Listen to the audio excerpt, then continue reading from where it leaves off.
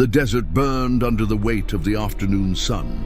Heat shimmered across the barren land, and far in the distance, nestled between two cliffs, lay a city called Sodom, a place once blessed, now drowning in sin. Its streets were busy, its markets alive, but behind every laughter hid corruption. People had turned away from faith, from purity, from decency. What had once been a city of promise was now the center of moral decay.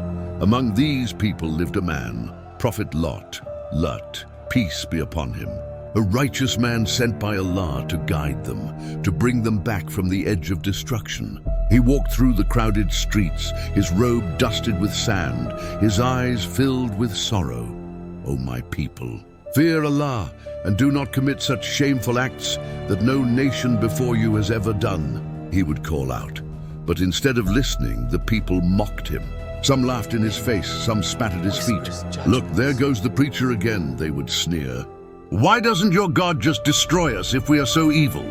Others would shout. Lut A.S. would lower his eyes, whispering prayers for them, his heart breaking each day a little more. His mission was not just to warn, it was to save, even those who insulted him. As the days passed, corruption spread like fire. Men openly pursued shameful acts. Women abandoned modesty. Justice was gone, and the prophet's words echoed through the valley, unheeded, like the wind across dry stone. Then one evening, as the sun dipped below the horizon and shadows stretched long across the desert, 3 travelers appeared on the outskirts of Sodom. They were strangers, their faces radiant, their presence pure. They greeted with peace and asked for shelter. Lut A.S., unaware of their true identity, welcomed them warmly. Come in, my guests. You will be safe under my roof, he said kindly.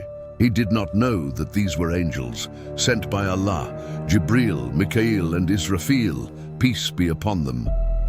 As they entered his home, light seemed to follow them, though the prophet felt a strange unease. His heart was calm yet heavy, as if destiny itself had stepped into his doorway. He asked them softly, "You are strangers to this city. Do you know what kind of people live here?" The eldest among them smiled gently. "We know, O Prophet of Allah. We are here by the command of your Lord." Before Lut A.S. could ask more, a whisper spread across the city. Someone had seen the handsome strangers entering his house. Within minutes, a crowd began to gather outside. Men with wicked hearts, laughing and whispering, their eyes filled with desire. Lot's wife, who secretly sympathized with the sinners, slipped out quietly and told the townsmen, "Beautiful guests have arrived at my husband's house." It was the final betrayal. Soon, the sound of pounding feet filled the street. Drunken laughter echoed as torches lit the night. Lut A.S. looked out the window. The mob had arrived. "Lot," they shouted, "send them out to us. We want them." The prophet's heart trembled. He stepped outside, closing the door behind him. "O my people, do not disgrace me concerning my guests. Fear Allah and do not commit this evil. These are sacred souls under my protection." But the mob jeered louder. "You know we desire what we desire," one of them spat. Another sneered, "You've preached enough, old man. Give them to us, or we'll break your door." Lut A.S. stood firm. His hands trembled, his heart cried, but his faith never wavered. "If only I had the strength to resist you," he whispered, "or a strong support to turn to." Inside, the angels watched silently. Then the eldest spoke, his voice calm like the wind before a storm. "O Lot, we are messengers of your Lord. They will not reach you nor harm you. Leave this place tonight with your family, but do not look back. The decree has been sealed." Lot's breath caught in his chest. The moment had come. The punishment of Allah was near. He rushed inside, waking his daughters, his wife, urging them to prepare. "Gather what you can. We leave before dawn." The angels' faces shone with divine light, and outside, the mob still roared, beating at the door. Suddenly, one of the angels turned toward the crowd.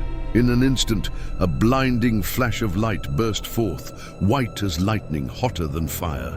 The mob screamed and stumbled backward, their eyes scorched, their sight taken.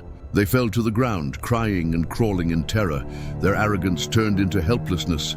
Lut A.S. guided his family out into the night.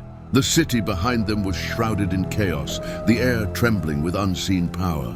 The angels led the way, silent and swift. As they reached the edge of the valley, Lot looked back one last time at the faint glow of his home, his city, his people, all lost to sin. His voice broke as he whispered, "O Allah, forgive them, for they knew not what they did." But the angel's gaze was fixed on the horizon, where the first winds of destruction had already begun to stir. The night fell silent, too silent. Even the stars seemed to dim. The ground beneath Sodom began to rumble, and thus the dawn of divine justice drew near. The air was still, heavy and cold before dawn. Lut A.S. and his family walked through the valley guided by the angels. Behind them, the city slept, unaware that its final hour had come. The prophet's wife trailed behind, her heart torn. She could not let go of the life she knew, the friends she laughed with, the sins she had accepted. Each step away from Sodom felt like leaving herself behind. Lut A.S. turned to her and said, "Do not look back. Allah's command is clear. Keep your eyes ahead." But her silence was heavy, a silence of guilt. Suddenly the earth began to tremble. A roar echoed across the desert, deep, thunderous, endless. Lot stopped, his daughters clutching his arms in fear. The sky turned crimson. Clouds rolled in, heavy and black, swirling like smoke. Lightning cracked across the heavens. Then came the sound, a shattering cry that tore the night apart. It was as if the earth itself screamed. The angels stood tall, raising their hands toward the sky, and with the power granted by Allah, they lifted the city of Sodom into the air. Houses, trees, people, everything was turned upside down. Those who had laughed at the prophet now screamed in terror as the ground beneath them vanished. The angels flipped the city over. Its top became its bottom, and it crashed back to the earth with a sound that echoed across centuries. Then came the rain, not of water but of stones, burning and marked by Allah's wrath. Each stone found its target. Each sinner met their end. Lut A.S. and his family, standing miles away, heard the cries fade into silence. He lowered his head, tears falling quietly. He had done all he could. For years he had warned them. Now their fate was sealed, but behind him he heard a faint gasp. He turned too late. His wife had looked back. In that instant, the light of punishment touched her. She froze where she stood, her face turned toward the ruins of Sodom, a pillar of salt, forever a symbol of betrayal. Lut A.S. closed his eyes. His heart broke again, but he kept walking.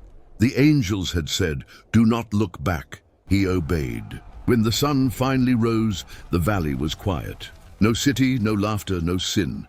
Only a vast plain of ashes where once stood a kingdom of pride. The prophet and his daughters stopped on a hilltop. A cold wind blew across the land. Lut A.S. fell to his knees and raised his hands toward the heavens. "Ya Allah, you are just and merciful.